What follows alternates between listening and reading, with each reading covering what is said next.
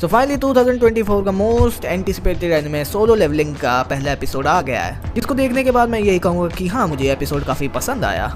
Animation इसकी अच्छी रही, उतनी कुछ ओवर द टॉप भी नहीं लेकिन ख़राब भी नहीं है। सोलो लेवलिंग एक साउथ कोरियन मानवा पे बेस्ड है। हाँ, जैसे कि जापान में मांगा होती है, साउथ कोरिया में मानवा बोलते हैं उसको, जो कि ऑलरेडी बहुत ज़्यादा पॉपुलर थी और इसके एनिमे के लिए लोग बेसब्री से इंतजार कर रहे थे। सो चलो हम लोग इसके एपिसोड 1 के बारे में थोड़ी बहुत बातचीत कर लेते हैं। हमें ये दिखाया जाता है कि 10 साल पहले सोलो लेवलिंग की दुनिया में कुछ अजीबोगरीब पोर्टल्स खुलने लगते हैं, और ये पोर्टल्स डेंजन की तरह, जिसमें मॉन्स्टर और डेविल जैसे क्रीचर एग्जिस्ट करते हैं, जिन पे आम हथियारों का कोई भी असर नहीं होता है। और सो उनको मारने के लिए और लोगों को बचाने के लिए हमारे पास है हंटर्स, जो कि बेसिकली ह्यूमंस ही है, लेकिन उनके पास सुपरनैचुरल पावर्स और मैजिकल पावर्स हैं। और इन हंटर्स के पावर्स के बेसिस पे इनको रैंकिंग दी जाती है। हाईएस्ट होता है S, उसके बाद A, B, C, D और E। और हमारा मेन कैरेक्टर संग जिन वू है E कैटेगरी में। देखो, भले ही बंदा अभी तुम्हें बहुत कमज़ोर लग रहा है, लेकिन बाद में जो इसका पावर अप होगा ना, उसके बाद ये बंदा बहुत ही ज़्यादा बैड एस हो जाएगा।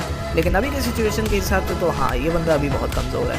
ये E रैंक के मॉन्स्टर से भी पिट जाता है और हॉस्पिटलाइज हो जाता है। देखो, ये जो पोर्टल्स होते हैं उनके अंदर जो मॉन्स्टर्स होते हैं वो पहले 7 दिन तक बाहर नहीं आते हैं, लेकिन अगर 7 दिन के अंदर उनके अंदर जो मॉन्स्टर्स उन्हें नहीं मारा गया तो ये लोग बाहर आएंगे और ह्यूमैनिटी के लिए थ्रेट बन जाएंगे। हम लोग ये देखते हैं कि एक पोर्टल खुला होता है, हमारा मेन कैरेक्टर आगे से आ रहा होता है और सब लोग उसको देख के काफ़ी खुश होते हैं। और लोग खुश इसलिए होते हैं क्योंकि इस बंदे को लोग द वीकेस्ट हंटर के नाम से भी जानते हैं। तो ये लोग ये सोचते हैं कि अगर ये हम लोगों के साथ है तो हमारा मिशन आज ईजी ही होने वाला है। हम लोग ये भी देखते हैं कि कुछ साइड कैरेक्टर्स भी हैं जो पोर्टल के अंदर जाना चाहते हैं ताकि वो लोग कुछ पैसे कमा सकें। हम लोग ये भी देखते हैं कि हमारे मेन कैरेक्टर के साथ एक और कैरेक्टर का इंट्रोडक्शन कर दिया जाता है जिसका नाम है जूही।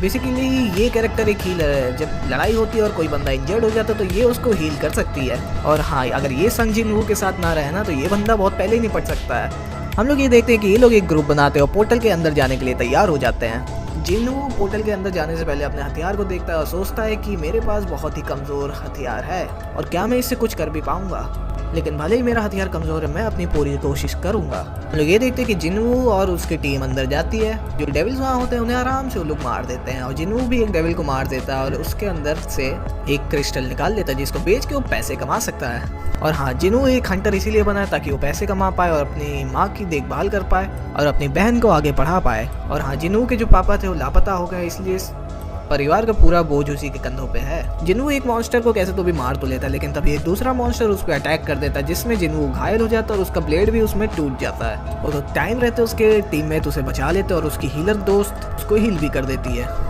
हम लोग ये देखते हैं कि डंजन में सारे डेविल्स को मारने के बाद उसके टीममेट ये देखते हैं कि इस डंजन के अंदर एक और डंजन है। देखो, इस डंजन के अंदर जाने के लिए टीम थोड़ी सी डिवाइड हो जाती है। आधे लोग कहते हैं कि हम लोग नहीं जाएंगे, आधे लोग कहते हैं जाएंगे क्योंकि हमें और पैसा कमाना है। तो उसमें वोटिंग होती है और लास्ट वोट हमारे संग जिन वू को देना रहता है, जो कि कहता है चलो हम लोग चलते हैं, क्योंकि हाँ, भले ही बंदा वीक हो लेकिन पैसे तो उसको भी कमाने हैं। उसी बीच हम लोग एक और कैरेक्टर को देखते हैं जो कि एक एस रैंक हंटर है और वो एक चोरी हुए पर्स को बचा के वापस दिलवाती है। दिखने में तो बड़ी अच्छी कैरेक्टर लग रही है ये।